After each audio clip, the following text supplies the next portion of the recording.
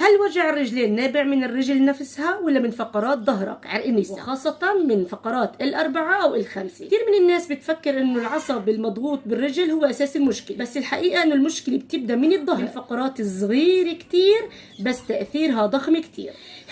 هاي بكفة الإيد بعلم السجوق، هدول الأصبعين الوسطيين هن الرجلين، هن القدمين، وهي المنطقة اللي هنا هي منطقة فقرات الظهر. إذا إحنا في عنا بالفقرات بين كل فقرة وفقرة في عنا عصبين بيطلعوا، بمجرد ما يكون في عنا مشاكل بالفقرات بتضغط على العصب وبتأثر على الوظيفة تبعت الرجلين، وبتحسوا بالتهابات بالرجلين والناس بتسميها عرق النساء. اليوم شو هنعمل؟ بدنا نعالج المشكلة من جذرها من خلال هاي النقطة الموجودة هنا بالمنتصف.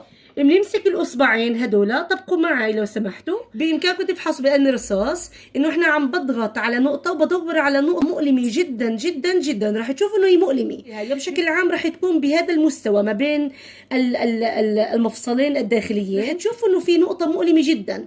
بمجرد ما انكم تلاقوها اضغطوا عليها 10 ضغطات زي اللي عم بعمله هسه. 1 2 3 4 5 6 7 8 9 10. من بعدها مباشرة بإمكانكم تلمسوا تغيير على مستوى الرجلين. ما شفتوا تغيير مثلا شو بتعملوا؟ بتدوروا على نقطة تاني وبتساعدوا نفسكم لحتى تلاقوها. لقيتوا النقطة التانية المؤلمة جدا تضغطوا عليها كمان 10 ضغطات، وأنا متأكدة بمجرد ما انكم تلاقوا النقطة المضبوطة اجريكم التنتين راح تريح، لأنه ظهركم أساسا راح يتريح. تجربوها وتحسوا شو بصير معاكم بجسمكم. واذا بدكم تعرفوا اكتر عن عرق النساء في بث مباشر انا راح اعمله ان شاء الله يوم الخميس القادم على الساعه 6 مساء بتوقيت القدس على التيك توك، وهناك راح احكي اكتر بشكل موسع واعمق.